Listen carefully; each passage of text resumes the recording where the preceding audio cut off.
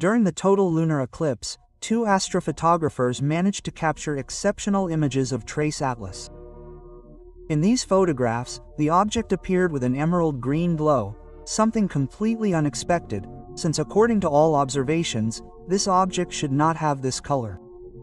So, astronomers are really sure that this object is 100% a comet. According to the latest observations that we are going to see now in this video, I think we should call it an object instead of a comet, at least for now. Pay attention, as I have already mentioned in previous videos, this interstellar object was the third to be discovered in history after Oumuamua and Borisoveft. From the first observations it was discovered that it was not a discrete object, it was active long before it approached the Sun. Retrospective observations revealed that it was already showing activity at 17 astronomical units, that is, when it was still beyond the orbit of Saturn. At that distance, sunlight is weak, and the ices most common in comets in the solar system, such as water, do not sublimate. So what was driving this early activity? The answer seems to lie in more volatile ices, such as carbon dioxide, which can sublimate at much lower temperatures. Of this, observations suggest that it began to release dust in a sustained manner around 9 astronomical units, exactly the distance where CO2 would be expected to start igniting.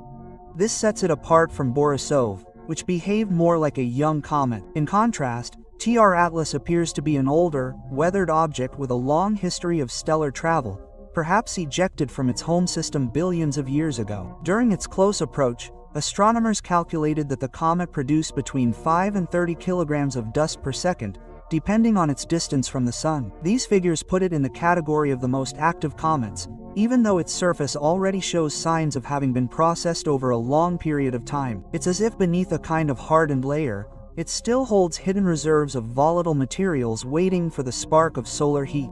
But the most surprising thing came a few days ago during the total lunar eclipse of September 7th, when two astrophotographers managed to capture exceptional images of Trace Atlas with that green tone. Comets sometimes turn green when they release bicarbon molecules, also called C2, which, when excited by the Sun's ultraviolet radiation, emit that green hue. This phenomenon has been seen in other comets, such as the famous C2022E3, nicknamed the Green Comet. However, in the case of Trace and Atlas, the surprise is that in the first spectroscopic observations, no bicarbon had been detected in their comas. This raises two possibilities. Either the bicarbon was hidden under layers of ice that are now beginning to sublimate, or the green comes from another different chemical mixture, something totally new that we still don't understand. In other words, the color could be a clue to an unknown chemistry that we have not observed in any comet in the solar system. The scientific community is watching, but time is against it. The object will soon disappear from our field of vision as it passes behind the Sun. And we will not see it again until December, when it gets closest to Earth, and even then it will still be about 700 times further away than the Moon.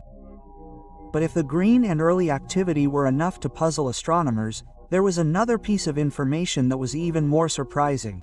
Physicist Abelo suggested that the nucleus of 13 Atlas could be up to 15 kilometers in diameter. To put it in context, that size is comparable to Comet Hale-Bopp, one of the largest and brightest comets we have seen in modern times. If this estimate is correct, we would be talking about the largest interstellar object ever observed, making it a true rarity, a colossus traveling between the stars. But the first images of the comet obtained by the Hubble Space Telescope in July also showed a bright coma that suggested a much larger nucleus. However, further studies have revealed that this coma reflects a significant amount of light, which can make the apparent nucleus appear larger than it actually is. According to NASA's analysis, the actual diameter of 3 Atlas nucleus lies in the range of 0.2 to 3.5 miles. However, despite all these observations and estimates, the exact diameter of 13 Atlas nucleus remains a mystery and is not really known for sure. Measurements depend largely on the amount of dust and gas the comet is expelling, as well as the shape and reflectivity of its nucleus. All of these factors can distort visual estimates. So while some calculations suggest a specific size, there's really nothing confirmed regarding the diameter of its nucleus. But that's not all. The size, activity, and color already paint 13 Atlas as a special visitor. But there's more. Recent research using polarimetry, A technique that studies how light is polarized as it bounces off dust, has revealed that this comet is once again behaving in a most unusual way. The results showed an extremely deep and narrow negative polarization branch, something never seen before in either comets or asteroids in the solar system. This behavior suggests that the dust particles on 13 Atlas are different, likely porous mixtures of ices and dark materials similar to the surface of some trans-Neptunia objects. Basically, the dust on this object is unlike any other comet that has been studied. This has enormous implications. It means that interstellar comets could be much more diverse than we imagined. Oumuamua was an elongated object with no tail and mysterious accelerations. Borisov was a comet that looked quite like our own, albeit with a lot of carbon monoxide. And now, TR Atlas, although not 100% confirmed to be a comet, is showing us another facet entirely, with never-before-seen optical properties and a chemical history that we still don't fully understand. Each of these three interstellar visitors seems to represent a different archetype, as if the universe wanted to show us the diversity of worlds that exist beyond our sun. It's a reminder that our solar system is a tiny sample of what's out there in the galaxy and the wider universe. But let's reimagine Atlas's origin for a moment. This object was likely born billions of years ago in a distant star system. Perhaps it orbited a star in a planet-forming disk, much as comets did in the early days of our solar system. Eventually, some gravitational perturbation, perhaps a giant planet or a close encounter with another star, expelled it into interstellar space. Since then, it has traveled alone through the interstellar void, bombarded by cosmic rays, eroded by interstellar dust, until by pure chance it crossed our path in 2025. That long and solitary journey could explain why it behaves like an old object, eroded on the surface with layers of processed materials, but still capable of releasing large amounts of dust when it approaches the heat of the sun. And yet, despite having been exposed to the harsh environment of space for so long, it still holds surprises within, such as the mysterious green glow that we now see. Returning to the polarization measurements of 13 Atlas, we see that they have been showing its growth as it approaches the sun during that period. Also in the article itself, they literally say that 13 Atlas represents a different type of comet and that it possibly represents a previously unobserved class of small planetary bodies. And that's quite different from just saying it's a comet, because comets are these small, low-density objects that travel around and have these trails of gas and plasma and dust behind them, even these elemental tails.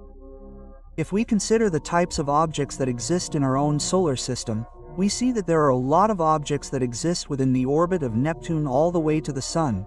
For example, like the Centaurs, which are basically very large asteroids, but sometimes they exhibit cometary behavior and can even exhibit cometary activity, and sometimes they do it at distances from the Sun where we wouldn't normally expect cometary behavior.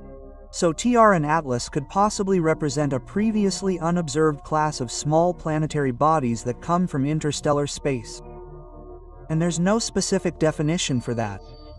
It's because of all of these characteristics that I've preferred to call it an object throughout this video rather than a comet.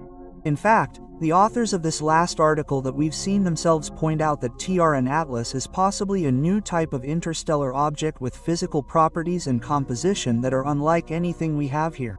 And this is partly unusual and partly not, since we have only observed 3 interstellar objects.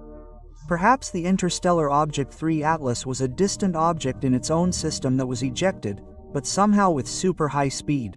Remember that it travels at about 60 kilometers per second and that in perihelion it will reach 68 kilometers per second. That is incredibly fast. We have never observed an object traveling through our solar system at that speed. In fact, it is absolutely breaking all records. Now let's look at its current trajectory. Right now, 3 Atlas is approaching Mars. Its closest approach to the red planet will be on October 3rd. It will get quite close to about 0.20.3 astronomical units. The interesting thing about this approach is that we have a reconnaissance probe in orbit around Mars that could photograph 3 Atlas in high resolution, finally giving us an estimate of the real size of its core, which as I said we still don't know. Then, on October 21st, Earth will be on the opposite side of the Sun from Trace and Atlas. Luckily, we are completely safe, because at that time they will pass very close to Mars, Venus, and Jupiter. And being a large, high-speed interstellar object, an impact would be totally catastrophic. So luckily Earth will be on the other side of the Sun. October 29th will be perihelion, its closest approach to the Sun. And finally, in March, Trace Atlas will approach Jupiter. And for now, that's all the latest we know about this interstellar object, Trace and Atlas. As you know, I've been keeping you informed about each new observation of this object, so don't hesitate to subscribe so you don't miss the next videos, and stay tuned, because, as you know, if you always look up to the stars with curiosity and humility, this is your channel.